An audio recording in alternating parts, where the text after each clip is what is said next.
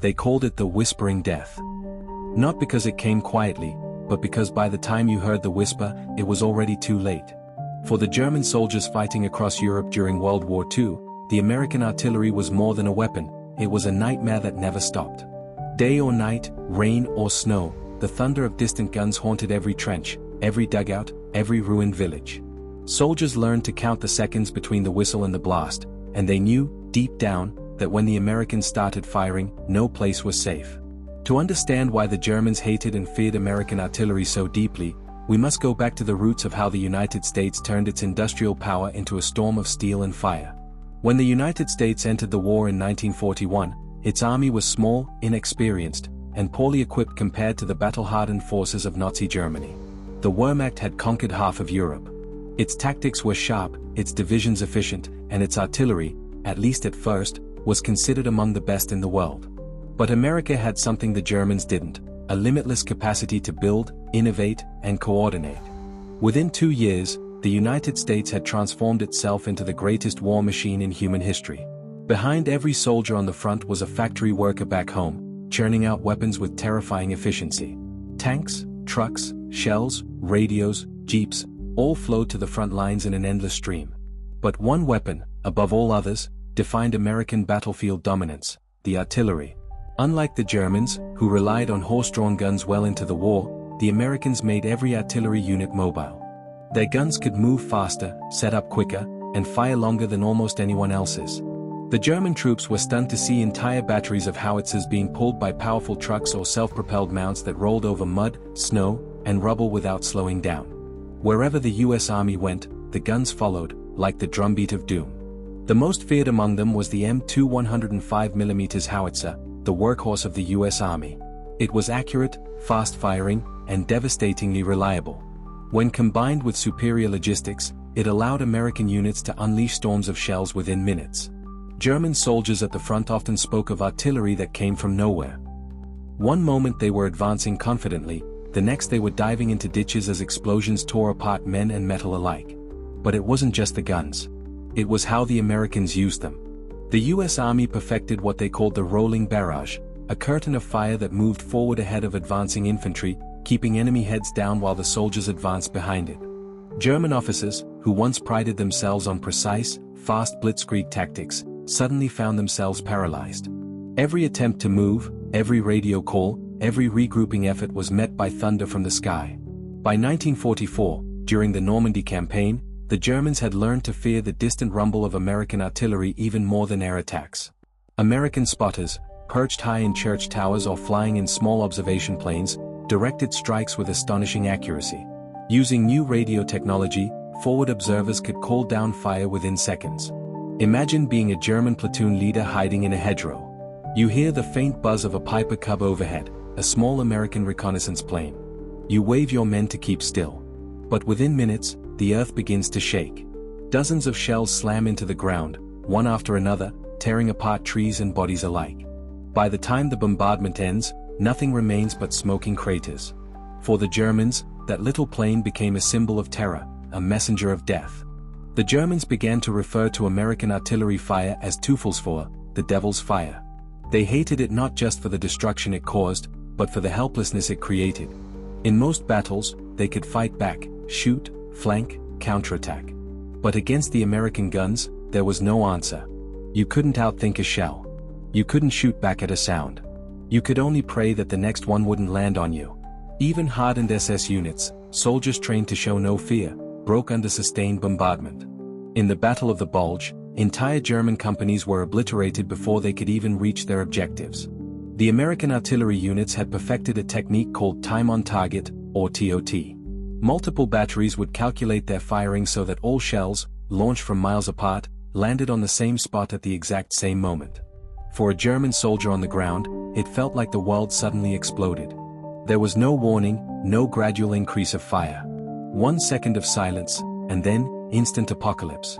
The ground heaved, trees snapped, air turned into shards of metal and dust. Those who survived often stumbled around deafened, dazed, and bleeding, unable to comprehend what had just happened. German intelligence officers tried to understand how the Americans did it.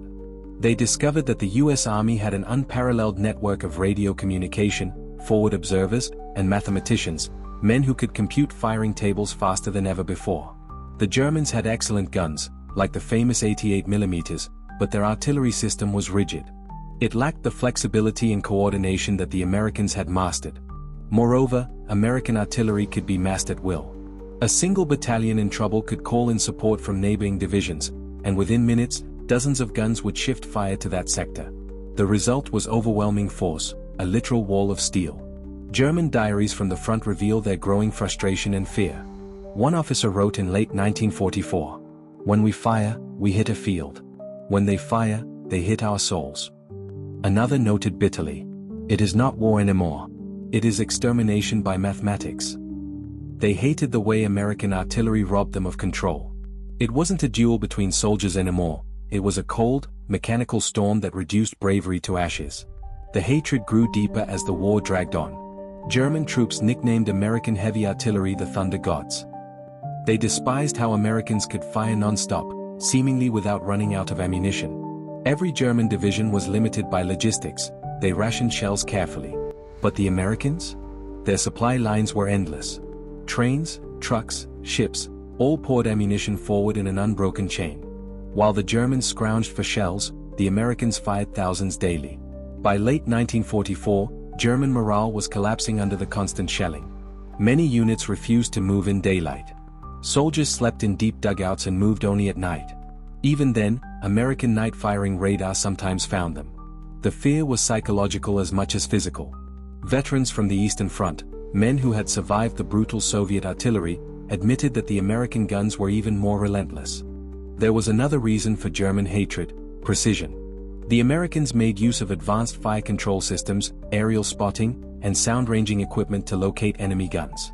German artillery positions were often silenced within minutes of opening fire. They would set up, fire a few rounds, and suddenly, American counter-battery fire would rain down, destroying everything. It was demoralizing. One German gunner recalled, "We fire 3 shells, and the Americans sent back 300.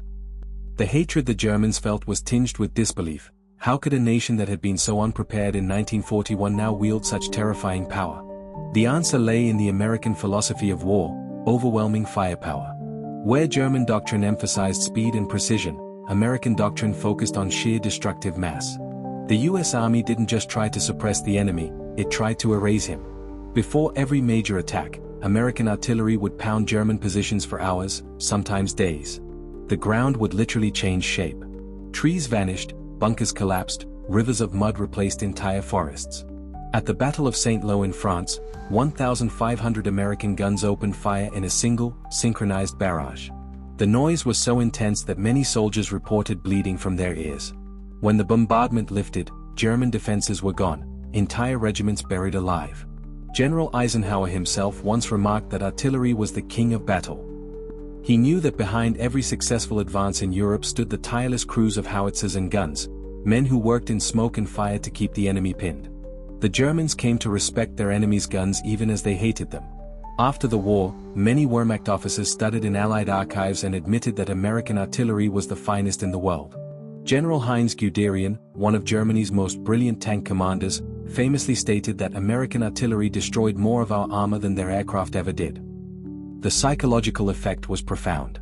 Soldiers conditioned by years of victory suddenly faced an enemy that could obliterate them from miles away, unseen, untouchable. Their legendary discipline cracked under constant bombardment. Desertions increased, morale collapsed, and entire units disintegrated before even making contact with American troops. To the Germans, artillery had always been a support weapon. To the Americans, it was the battlefield's master.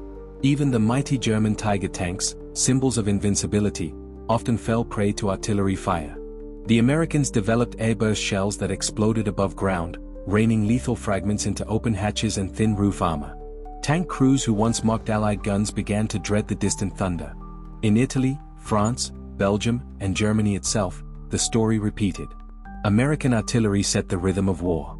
It was the drumbeat of advance, the constant roar behind every victory. German survivors would later describe how they could tell the caliber of a shell by its sound. 105s, 155s, 8-inch guns, each had its own distinct note, each a voice of doom. When the war finally ended, and the guns fell silent, many German prisoners expressed both relief and lingering resentment. To them, American artillery symbolized everything that had crushed their hopes, not just superior weapons, but the unstoppable power of American industry, coordination, and determination. In letters home, some wrote simply, "The Americans didn't fight us. They buried us alive." The hatred of American artillery wasn't born from cruelty, but from helplessness. It represented an enemy that could not be matched. An invisible destroyer that struck from beyond sight, beyond sound, beyond hope. And yet, in that hatred lay a grudging respect. The Germans, who once believed themselves masters of modern warfare, had met a rival that rewrote the rules. The United States had shown that wars are not won only by courage, but by precision, organization, and the relentless will to outproduce and outshoot the enemy. So, when historians ask why German soldiers feared and hated American artillery, the answer is simple. Because it was everywhere. Because it was unstoppable. Because it was the sound of their defeat. And when the thunder finally ceased in 1945, and peace returned to the scarred fields of Europe, the echoes of those guns lingered in memory, a reminder that in modern war, victory belongs to the side that can command the sky, the ground, and even the very thunder itself. For the Germans who faced the fire, American artillery wasn't just a weapon. It was the end of their world.